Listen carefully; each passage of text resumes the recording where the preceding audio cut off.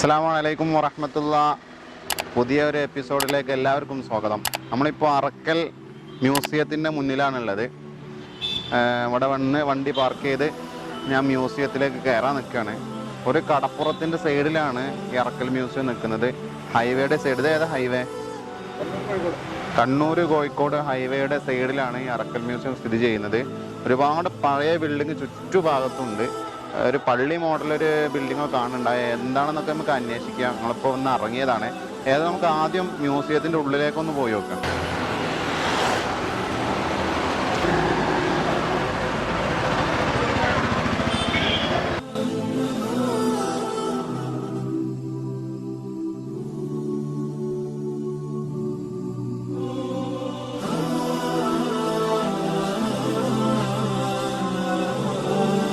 അറക്കൽ രാജവംശത്തിൻ്റെ ഓർമ്മകളാണ് ഇതിലുള്ളത്. ഒരുപാട് അവരെ ഓർമ്മിപ്പിക്കുന്ന പഴയ സാധനങ്ങൾ, ഗ്ലാസ്, പിന്നെ ഓരോ സാധനങ്ങൾ ഇതിലിങ്ങനെ കാണുന്നുണ്ട്.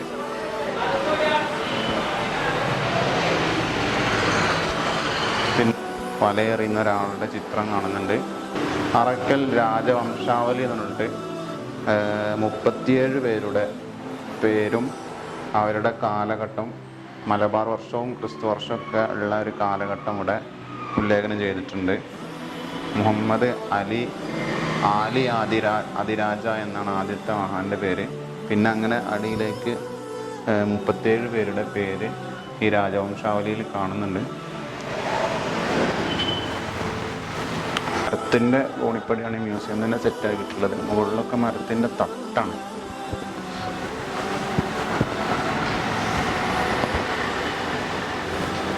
അതിൻ്റെ റൂഫും മരം കൊണ്ടാണ് ഉണ്ടാക്കിയിട്ടില്ലേ.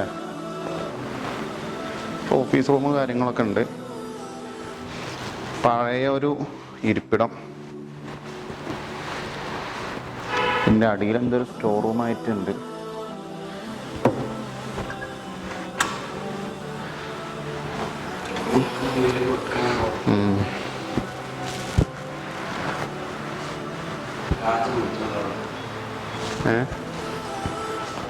അന്നത്തെ രാജമുദ്രയാണല്ലേ. സുൽത്താൻ ആദിരാജ ഐഷ മുത്തു ബീബി. കണ്ണന്നൂറാണല്ലേ കണ്ണൂരിൻ്റെ ഫസ്റ്റ് പേര്. പിന്നെ കണ്ണൂരായി മാറിയതാണ്.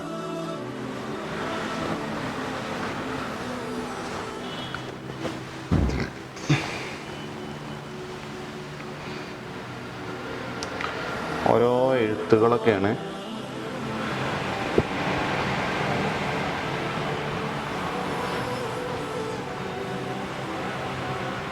മലബാർ കളക്ടർ ഓഫീസിൽ നിന്ന് വന്ന ലെറ്ററുകൾ.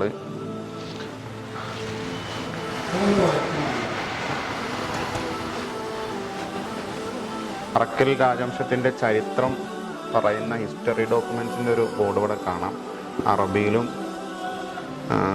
ഇംഗ്ലീഷിലും മലയാളത്തിലൊക്കെ എഴുതിയിട്ടുള്ള ഡോക്യുമെൻസിൻ്റെ ഫോട്ടോ കോപ്പീസ് ഇവിടെ തൂക്കിയിട്ടിട്ടുണ്ട്.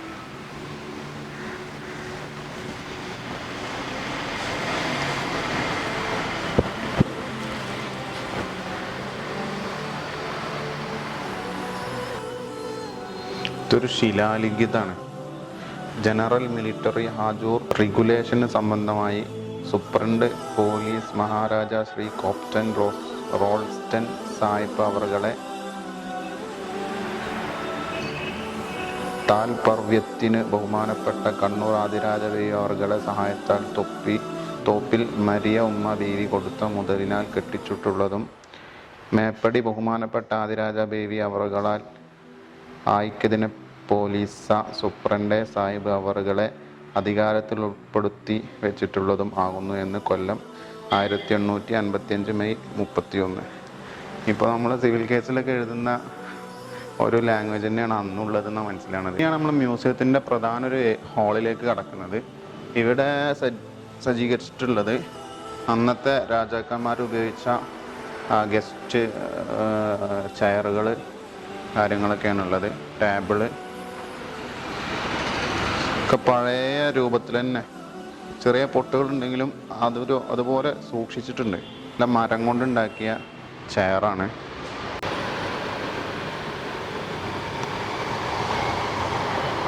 ഇതിവിടെ എഴുതി വെച്ച ഒരു ബോർഡാണ്. ഇതിൽ മുഴുവനായിട്ട് കാര്യങ്ങളും പറയുന്നുണ്ട്. ഇത് വായിക്കുമ്പോൾ അതിൽ പ്രധാനപ്പെട്ട ഒരു പോയിൻ്റ്, ഒരു ലൈനുണ്ട്. 15-ാം നൂറ്റാണ്ട് മുതലാണ് കേരളത്തിലെ ചെറുതും വലുതുമായ രാജാക്കന്മാരുടെ കഷ്ടകാലത്തിൻ്റെ തുടക്കം. കാരണം യൂറോപ്പിൽ നിന്നും കച്ചവടത്തിന് ഇവിടെ ആദ്യം എത്തിയ പോർച്ചുഗീസുകാർ മുതൽ ഇംഗ്ലീഷുകാർ വരെയുള്ള യൂറോപ്യന്മാരുടെ പോർക്കളമായി കേരളം മാറി. അതോടെ മതത്തിൻ്റെ പേരിൽ രാജാക്കന്മാരുടെ ഇടയിൽ ഭിന്നിപ്പുണ്ടായി. ഇത് ഏറ്റവും പ്രധാനപ്പെട്ട വലിയൊരു ലൈനാണ്, വലിയ അർത്ഥമുള്ളൊരു വാക്യമാണ് ഇതിൽ. ഇന്നത്തെ സാഹചര്യം ഇന്നുള്ള ഈ പോർച്ചുഗീസുകാരുടെ ഒരു വരവിൻ്റെ പരിണിത ഫലമാണ് ഇന്ന് നമ്മൾ അനുഭവിച്ചുകൊണ്ടിരിക്കുന്ന കാര്യങ്ങളൊക്കെ. പഴയ ആ ദർബാർ ഹാളിനെ ഓർമ്മപ്പെടുത്തുന്നതായ അതിൻ്റെ എല്ലാ മോടിയോടും കൂടി ഇപ്പോഴും കാത്തു സൂക്ഷിക്കുന്നുണ്ട്. പഴയ ഒരു രാജ കുടുംബത്തിൻ്റെ സാഹചര്യങ്ങളൊക്കെ ഇത് കണ്ടാൽ തന്നെ നമുക്ക് മനസ്സിലാക്കാൻ കഴിയും. സഭ കൂടുന്ന സ്ഥലം ഒക്കെ എഴുതി വെച്ചിട്ടുണ്ട് അവിടെ.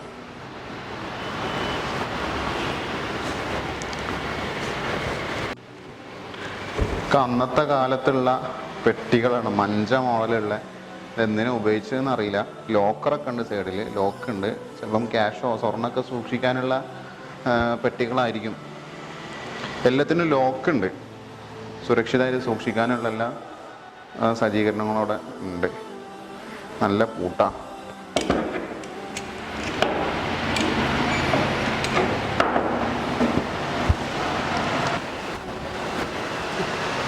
ഇവിടെ ഒരു തലപ്പാവ്, വടി, പിന്നെ അതുപോലെ തന്നെ വിശുദ്ധ ഖുർആൻ്റെ കയ്യെഴുത്ത് പ്രതിയൊക്കെ ഇവിടെ ഉണ്ട്.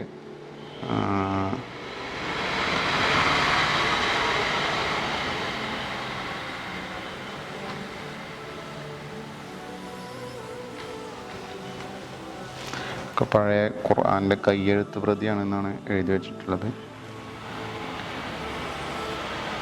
കയ്യെഴുത്ത് പ്രതികളാണ്.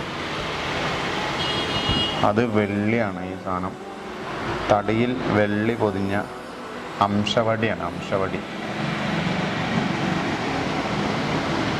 സൈഡിലെന്തോ തലപ്പാവ്, അന്നത്തെ തലപ്പാവ്, രാജാക്കന്മാർ ഉപയോഗിക്കുന്ന തലപ്പാവായിരിക്കും.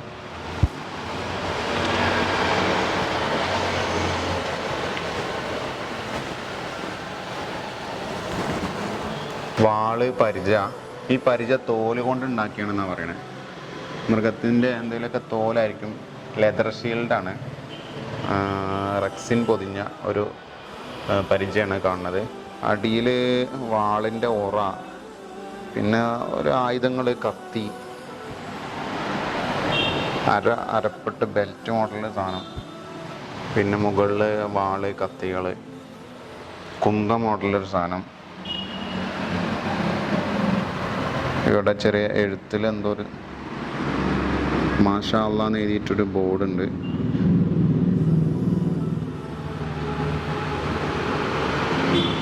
സുൽത്താൻ അലി രാജ എന്ന് എഴുതിയ ഒരു പതക്കം അവിടെ കാണുന്നുണ്ട്.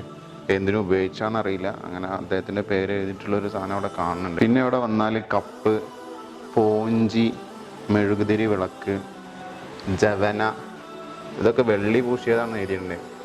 പനനീര് വീശാൻ ഉപയോഗിക്കുന്ന ഒരു പാത്രം, ജഗ്, പിന്നെ ഒരു തലപ്പാവ് മോഡലൊരു സാധനം. ഇതൊക്കെ അന്നത്തെ കാലത്തുള്ള ഉപയോഗിച്ചിരുന്ന പാത്രങ്ങളും ഉപകരണങ്ങളും വസ്ത്രങ്ങളും തലപ്പാവുകളൊക്കെയാണ്.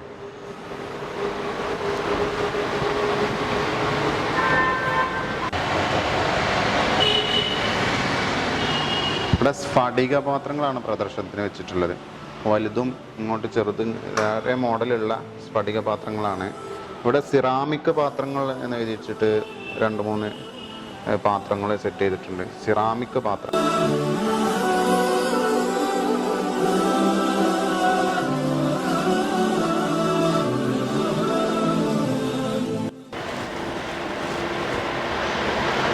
ഇത് വിശാലമായൊരു ഏരിയ ഉണ്ട് ഇവിടെ. പഴയ ചെമ്പ് പാത്രങ്ങൾ, അന്നത്തെ ഭക്ഷണത്തിന് ഉപയോഗിച്ചതും രാജവംശമല്ലേ, ഒരുപാട് വെക്കേണ്ടി വരുമല്ലോ, ഒരുപാട് ആളുകളുണ്ടാവും. അപ്പോൾ അന്നത്തെ ഉപയോഗിച്ചിരുന്ന പാത്രങ്ങൾ ആ പഴമയോടെ തന്നെ ഇപ്പോൾ സൂക്ഷിച്ചിട്ടുണ്ട്. ഇതൊരു ബാഗ് പോലത്തെ ഒരു സാധനം, അടിയിൽ പൈപ്പൊക്കെ ഉണ്ട്. പിന്നെ ഓരോ ഉപകരണങ്ങൾ അവിടെ എന്തോ എഴുതി വെച്ചിട്ടുണ്ട്, കാണുന്നില്ല ദൂരമായോണ്ട്. പിന്നെ ഇവിടെ ഒരു അലമാറ, നല്ല പ്രൗഢിയുള്ളൊരു അലമാറയാണ്. പഴയൊരു അന്നത്തെ കാലത്ത് തന്നെ ഇത്ര പ്രൗഢി ഉണ്ടാണ്, ഇത് എത്ര സെറ്റപ്പ് ആയിരിക്കും.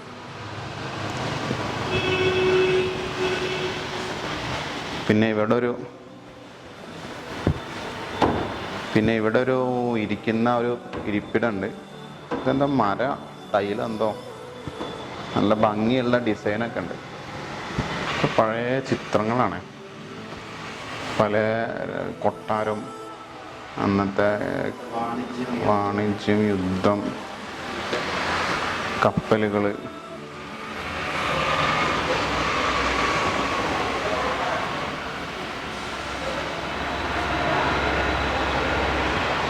ഡയറക്ടേഴ്സോ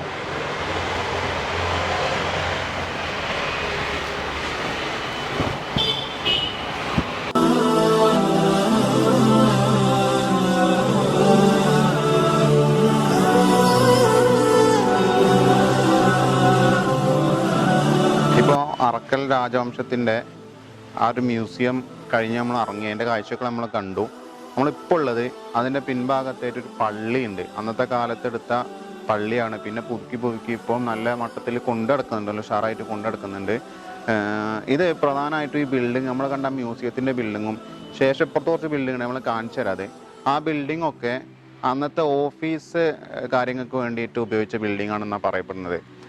ഗസ്റ്റുകൾ വന്നാലും രാജാക്കന്മാർ വന്നാലും ഒക്കെ സ്വീകരിക്കാനും അവരെ ഉള്ള റൂമും കാര്യങ്ങളൊക്കെ സെറ്റാക്കിയിരുന്ന ബിൽഡിംഗ് ആണെന്നാണ് പറയുന്നത്. ഒഫീഷ്യലായിട്ടുള്ള കാര്യങ്ങൾക്ക് വേണ്ടി ഉപയോഗിച്ച ബിൽഡിംഗ് ആണെന്നാണ് പറയപ്പെടുന്നത്. ഇതിൻ്റെ പിന്നിൽ ആണ് ഇതിൻ്റെ പള്ളിയായിട്ട് വരുന്നത്. ഇവിടെ ഒരു കുളം കാണാൻ കഴിയുന്നുണ്ട്. പഴയ ഏത് പള്ളീൻ്റെ അവിടെ ഒരു കുളം ഉണ്ടാവില്ലേ, അമ്പലമാണെങ്കിലും പള്ളിയാണെങ്കിലും പഴയ പള്ളിൻ്റെ അവിടെയൊക്കെ അല്ലെങ്കിൽ അമ്പലത്തിൻ്റെ അവിടെയൊക്കെ ഒരു കുളം ഉണ്ടാവും. ഇതിപ്പം ഒന്നിനും പറ്റാത്ത ചെളി നിറഞ്ഞ ഒരു കുളമായിട്ട് വൃത്തിയാക്കിയിട്ടൊന്നുമില്ല, ഉപയോഗിക്കുന്നുണ്ടാവില്ല ഇപ്പോൾ വുളു എടുക്കാനൊന്നും. അതുകൊണ്ടായിരിക്കും ഇങ്ങനെ കിടക്കണേ.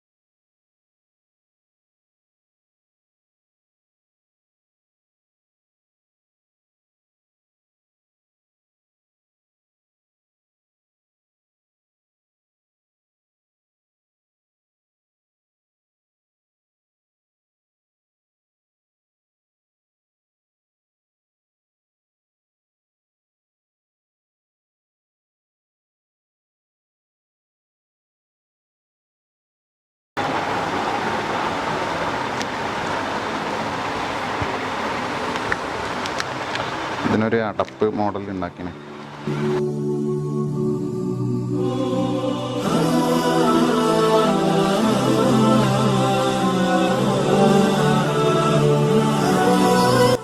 പഴയൊരു തൂണാണ്.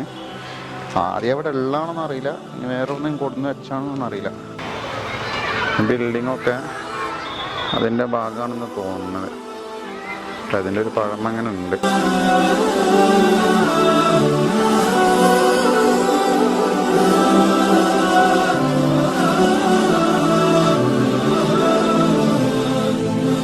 അപ്പോൾ ഇത്രയും കാര്യങ്ങളാണ് അറക്കൽ മ്യൂസിയത്തിൻ്റെ വിശേഷങ്ങളും.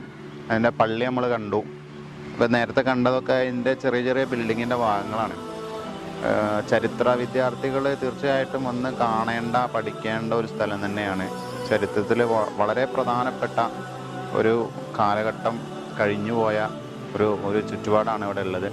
അതിൻ്റെ ബിൽഡിങ്ങുകളും അതിൻ്റെ ഓഫീസ് കാര്യങ്ങളും ഇപ്പോഴും ഞങ്ങൾ ഇവിടുന്ന് ഓഫീസും ചോദിച്ചപ്പം അതിൻ്റെ കൊട്ടാരത്തിൽ ഇപ്പോഴും താമസം ഉണ്ടെന്നാണ് പറയുന്നത്. അതുകൊണ്ട് അങ്ങോട്ട് ഷൂട്ടിങ് പറ്റൂല. അതുകൊണ്ട് ഞങ്ങൾ അങ്ങോട്ട് പോകുന്നത്. ഇപ്പം നമ്മൾ കണ്ടതൊക്കെ ഇതിൻ്റെ ഓഫീസ് കാര്യങ്ങൾക്ക് ഉപയോഗിച്ച ബിൽഡിംഗ് ആണ്. പിന്നെ ഇവിടെ ഒരു പള്ളി ഉണ്ട്, പള്ളി നമ്മൾ കണ്ടു. അപ്പോൾ ഇൻഷാ അല്ലാഹ് ഇത് ഈ എപ്പിസോഡോട് അവസാനിക്കുകയാണ്. പുതിയൊരു എപ്പിസോഡുമായിട്ട് വീണ്ടും കാണാം. അസ്സലാമു അലൈക്കും വറഹ്മത്തുള്ളാഹി.